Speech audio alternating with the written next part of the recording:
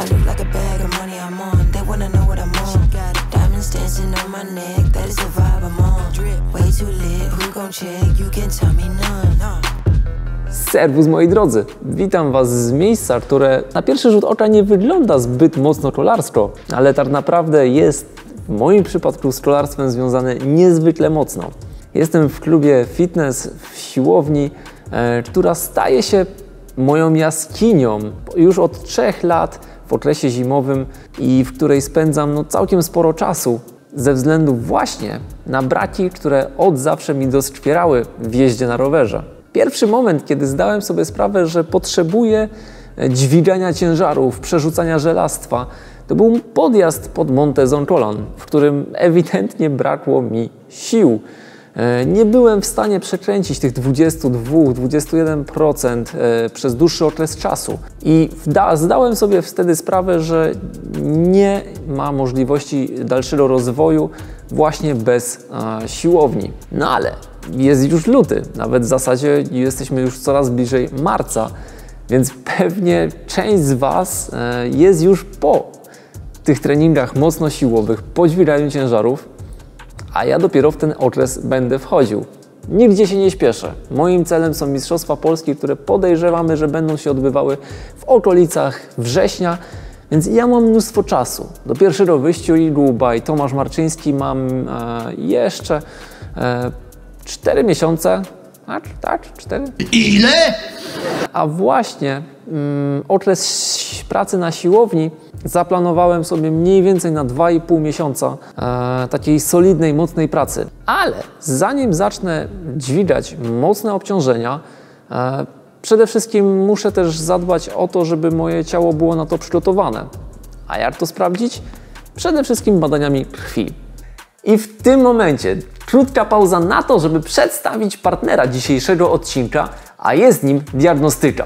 To największa sieć laboratoriów medycznych w naszym kraju. To ponad 1100 placówek, w których możecie wykonać ponad 2500 badań na ten moment. Dla mnie najważniejsze jednak jest to, że w niektórych miastach można zamówić usługę pobrania w własnym domu, co w przypadku mojej rodziny jest niezwykle ważne, bo dzieci czują się przede wszystkim komfortowo i potem nie będą miały strachu przed pobieraniem krwi. Więc jeżeli jeszcze nie robiliście badań, szukajcie punktów diagnostyki i pamiętajcie, badajcie swoją krew, bądźcie zdrowi i dbajcie o siebie. Rzecz, która często jest bagatelizowana przez wiele osób, nie mówiąc już o tym, że jest ogrom ludzi, którzy wykonują badania krwi i moczu nawet rzadziej niż 1 raz w roku. Niestety często pierwsze objawy chorób narządów wewnętrznych czy też chorób hormonalnych, różnych schorzeń hormonalnych w pierwszym momencie nie są wyczuwalne fizycznie. Nie wiemy, co się dzieje, ale właśnie badania krwi mogą pomóc zdiagnozować w pierwszych wczesnych etapach dolegliwości i zareagowania dosyć szybko na to, co się dzieje z naszym ciałem. No i właśnie dzisiaj chciałbym poruszyć ten temat, jak to wygląda z naszej strony amatorów, ale jak to wyglądało też w ProTourze. I za chwileczkę będę chciał porozmawiać moment z Mańkiem, jaką częstotliwością i co u nich w zawodowym kolarstwie decydowało o tym, kiedy wykonać badania krwi, po co je robić i tak dalej. Ale czemu Wam wspominam o tym właśnie teraz? Nie wiem jak u Was w Waszych planach treningowych, ale u mnie okres budowania siły maksymalnej jest to w zasadzie chyba najbardziej wymagający w ciągu roku okres fizycznie. Tych godzin treningowych jest naprawdę sporo. One wszystkie mocno obciążają układ ruchu, ale nie tylko, bo i układ hormonalny. Wiele osób nie zdaje sobie sprawy z tego, że właśnie trening siłowy mocno wpływa przede wszystkim u mężczyzn na poziom testosteronu. Trenerzy z klubu, w którym się znajduję, w którym trenuję, w CubeShot w Jaworznie, często podkreślali mi, że Kuba przenigdy nie opuszczaj dnia treningu nóg. Chodziło przede wszystkim o to, żeby pobudzić organizm do produkcji testosteronu, hormonu u mężczyzn kluczowego. A treningi długie wytrzymałościowe, czy biegowe, czy w naszym przypadku rowerowe, z drugiej strony ten poziom testosteronu często obniżają. I dlatego, oprócz tego, że przed rozpoczęciem bloku siłowego wykonam badania krwi i moczu, to przy okazji będę chciał wykonać również badania testosteronu. Po pierwsze, jestem już w wieku po 35 latach, kiedy ten poziom naturalnie zaczyna u mężczyzn spadać. A dwa, no rzeczywiście tych godzin na rowerze jest całkiem sporo i warto ten poziom testosteronu zbadać i być świadomym, na jakim poziomie on się znajduje. A jakie badania wykonać?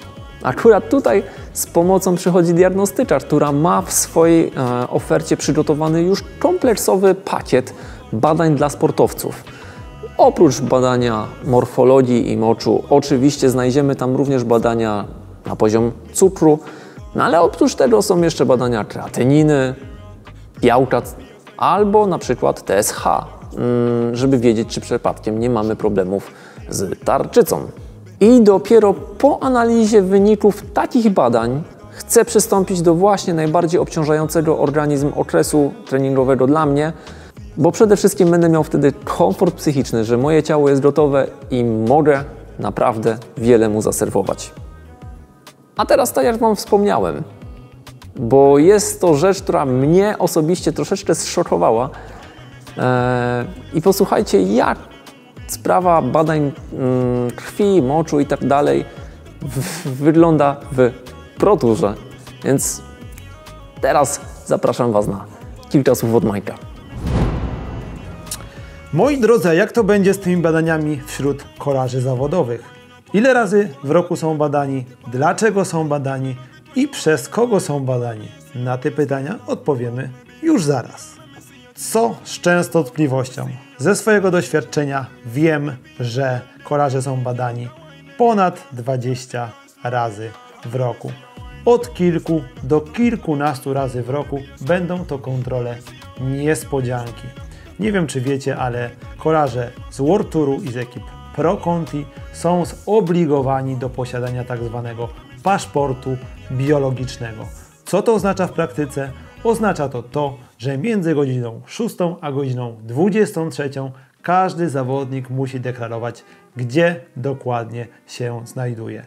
W tych ramach czasowych do naszych drzwi może zapukać komisarz UCI i poprosić nas o wystawienie ręki w celu pobrania właśnie próbek krwi. Kolejne badania to badania zlecane przez drużynę. Najczęściej te badania wykonujemy przed sezonem, żeby zobaczyć, jak zregenerowaliśmy się po poprzednim sezonie, jak dobrze jesteśmy przygotowani do kolejnego sezonu.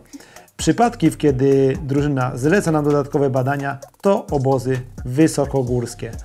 Ważne jest to, żeby sprawdzać tam przede wszystkim poziom hemoglobiny, poziom czerwonych ciałek i poziom hematokrytu.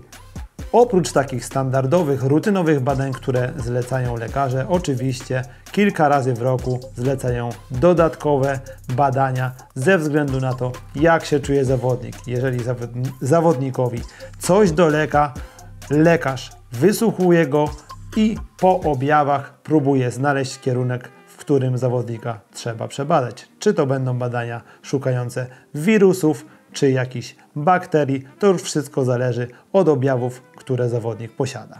Reasumując wszystko, myślę, że w skali roku igła przebija kolarską żyłę od 20 do 30 razy. Mówię tutaj oczywiście o zawodnikach takim o średnim standardzie, Gregario i tak dalej. Przypuszczam, że w przypadku liderów, zawodników, którzy walczą na wielkich turach, tych kontroli przede wszystkim kontroli niespodziewanych jest znacznie więcej i również kontrola drużyn jest znacznie dokładniejsza.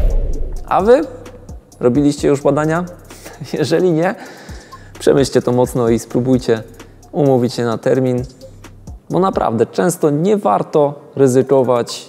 Lepiej dowiedzieć się o jakichś schorzeniach, które macie dużo wcześniej, kiedy łatwo jest je jeszcze wyleczyć, wyprowadzić na prostą, niż poczuć potem dolegliwości naprawdę mocno, kiedy jest już może nie za późno, ale kiedy problemy zaczynają się już komplikować.